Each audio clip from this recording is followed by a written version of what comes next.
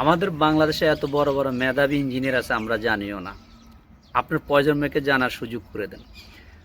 হজ করতে যে যায়, হজে যে তাওয়া করে মানুষের পাথর মেলা শয়তানকে, এই জায়গাটা একটা ছোট জায়গা ছিল তখনকার সময়।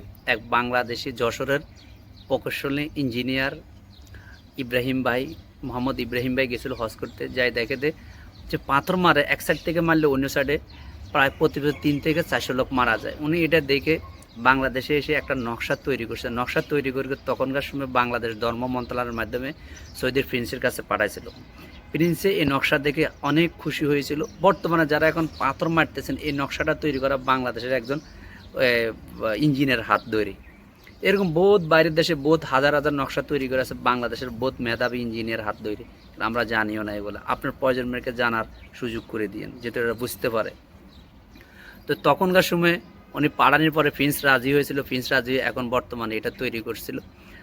বিশ্বের মাঝে 10 জন ইঞ্জিনিয়ারের মাধ্যমে এই বাংলাদেশের এই বিখ্যাত ওনার নামটাও আছে।